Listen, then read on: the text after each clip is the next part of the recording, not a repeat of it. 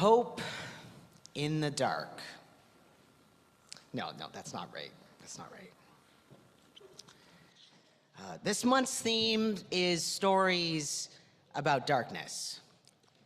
No, I've got to come up with something else. Aha, okay. Dear congregation, this sucks. Deep breath.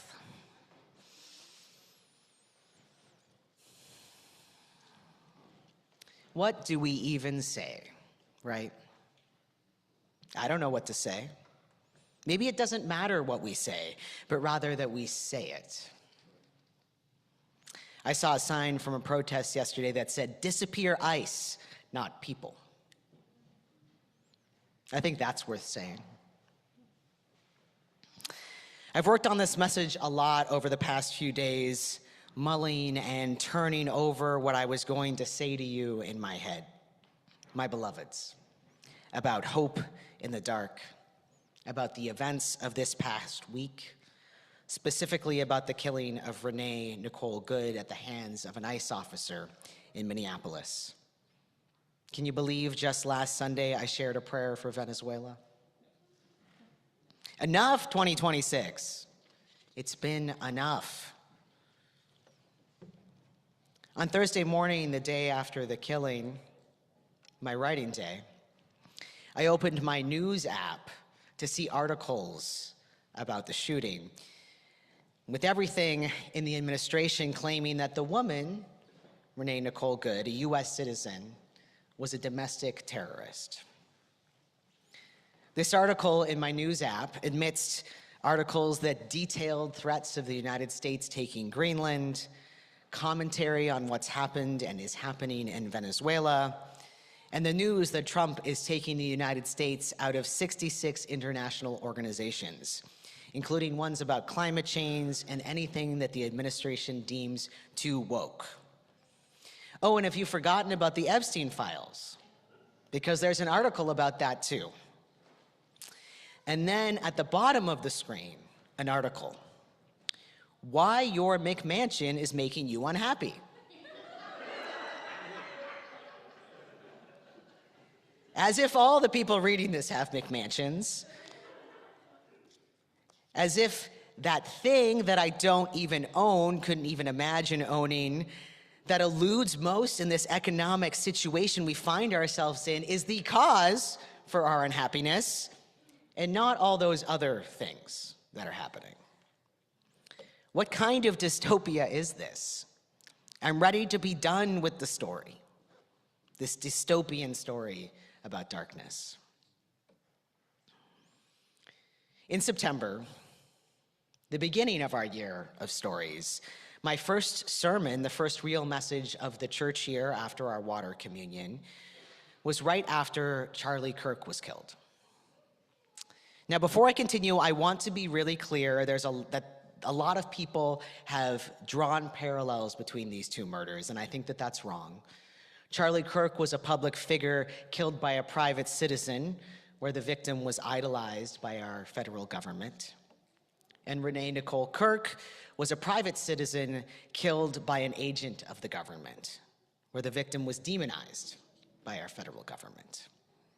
The fact that people try to draw comparisons is scary, but anyhow, during the message I gave about Charlie Kirk's killing, we talked about how stories have many different perspectives. If you were there was a picture of me having fallen in a fountain, and we had all these different perspectives on the story. And in that moment, it was really hard to make meaning out of it. Just in that moment after Charlie Kirk's killing, it was really hard to make meaning out of what was happening. And so we've really seen a lot of different perspectives about what's happened this week. We've literally seen videos with different perspectives. And we're hearing some pretty strong ideas from different leaders in our government about what we should believe about them. And here we are, being forced to make meaning in the midst of this. And so we come here to church, in person or online, in part to make meaning. That's the point of church. One of the points, at least, right? Now, there's a great poem by UU minister Angela Herrera, and it talks about the holy and the sacred and the ultimate unknown, but I think it applies here. And in it, it says, maybe you call your pastor and say, what is this? What am I looking at? What do I do? And your pastor comes and stands at the edge with you and looks over. She can't hide anything either, she thinks. Not even the fact that she doesn't know the answer to your question, and she wonders if you can tell. And so what we're going to do this morning is we are going to peer over the edge of this beautiful, terrible world together and see what meaning we can make side by side. So in the spirit of stories about darkness, here are a few I'm thinking about this morning. First of all, this isn't the first time ICE shot and killed someone. On September 12th in Chicago, it happened. Silverio Villegas Gonzalez, a Mexican immigrant. Somehow I didn't know about this, or maybe I did and I just forgot.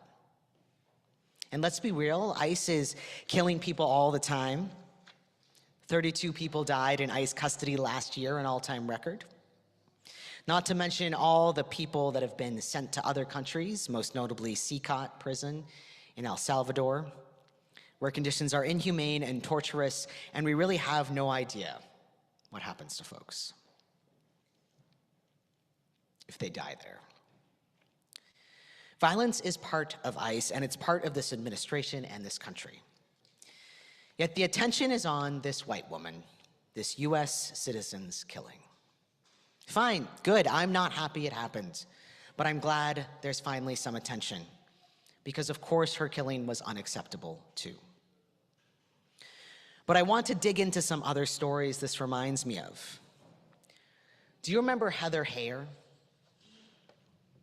She was killed in Charlottesville in 2017 when a man drove his car through a bunch of counter-protesters at the Unite the Right rally of white supremacists, who had been protesting for months about the removal of a Confederate statue.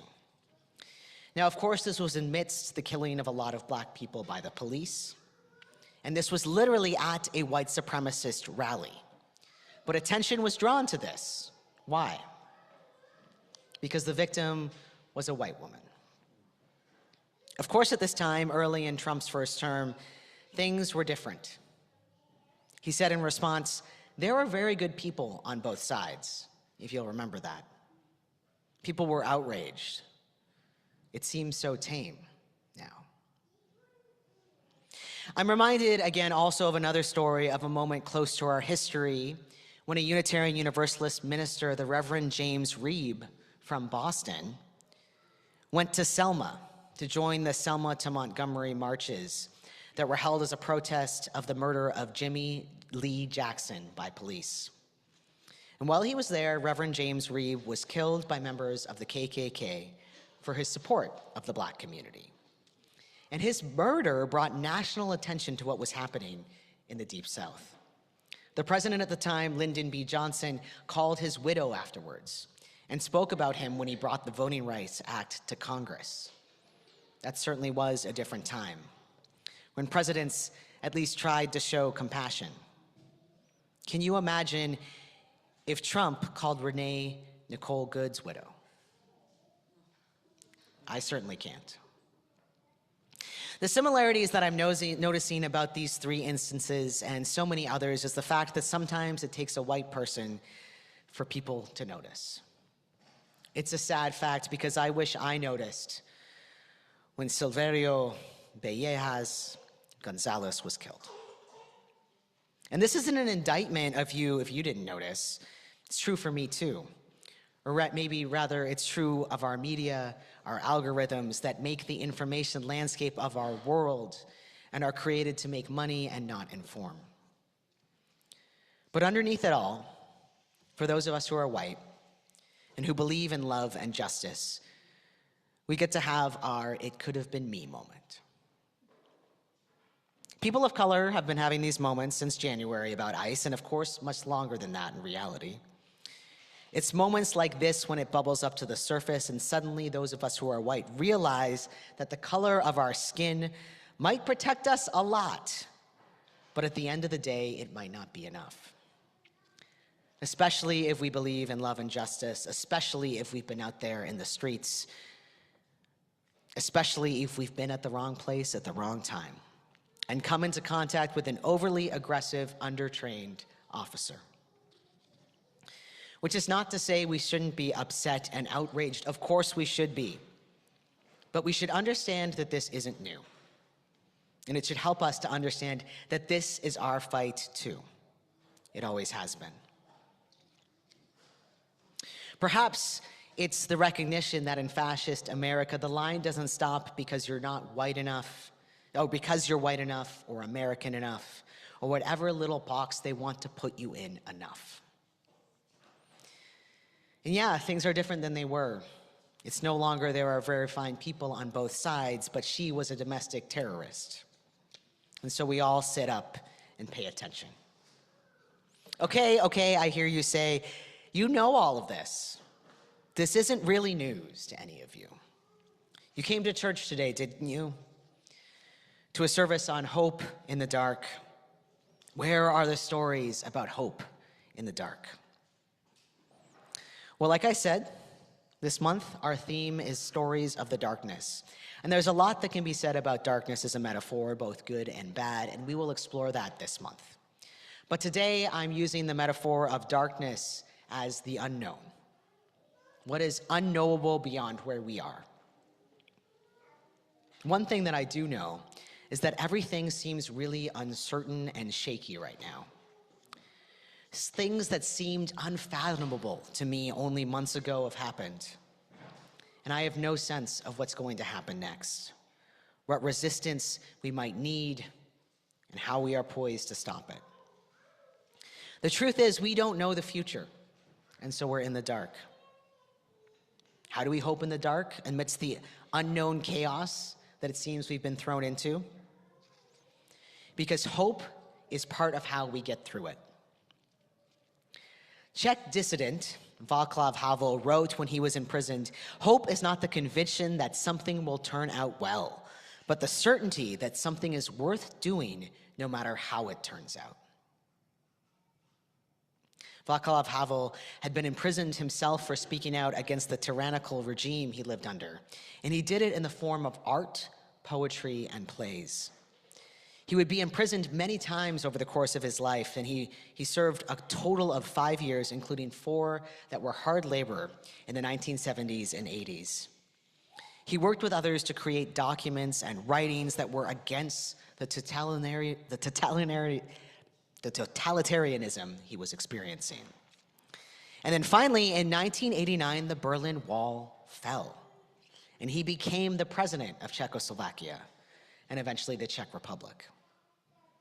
But of course, he didn't know any of that back in the 1970s and the 1980s when he wrote about hope.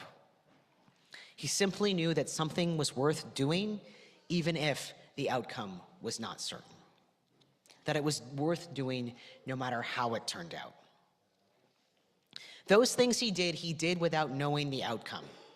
That's what hope means. It's not optimism. We've been fed a lie that hope is the same as optimism. It's not. It's much more theological than that. The Unitarian Universalist minister Nancy MacDonald Ladd writes in her book, After the Good News, Progressive Faith Beyond Optimism. Hope is not just another version of optimism. Optimism tells a preordained narrative. It's an assertion that the scales have already been tipped towards triumph. Optimism is always busy absolving somebody. Hope is different. Like faith, hope is the exact opposite of certainty. It does not presume an outcome for good or for ill. It lies in the waiting moment when the tug from both directions is not yet fully resolved, and when a great many things are still possible. It moves in the humble spaces that open when we allow ourselves to be uncertain and thus fully self-contained. It is the possibility, no, not the inevitability, of a better way. The possibility of a better way. which exists. When I hear that, I think about the things that are worth doing, the possibilities that are still there. It feels clear to me that hope can only be an uncertainty. The only kind of hope there is hope in the dark. This morning, this beautiful Sunday morning, we are greeted with the hope of people. In 1,000 cities and towns all across the United States who believe that this is still something worth doing. There are people who continue to be on ice watch even today, not knowing the outcome, who believe that there is still something worth doing. Keeping our neighbors safe is still something worth doing. There are still actions we can take, things we can do, things that are worth doing, not knowing what the ultimate outcome will be.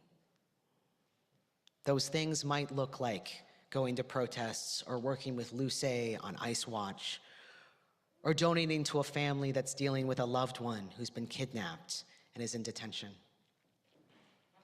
It might be truth-telling about what happened, like we're doing this morning. Recognizing that you are not alone in how you feel. I know this week I felt so much. Anger, despair, anxiety, hopelessness. But remembering that I would see you all today and know that I wasn't alone, that gave me hope. Hope that this is worth doing. Hope to keep doing the worthy thing. Beloveds, none of us know the answers right now. We don't know what the future holds. We simply know that the work is worth doing. What do we even say right now? Perhaps it doesn't matter as much as that we say something. Perhaps it doesn't matter as much as that we do something. The worthy thing, that small move forward like the monks. We are all writing our stories of hope in the darkness right now. What story will we tell? May it be so. Let us say together, Amen.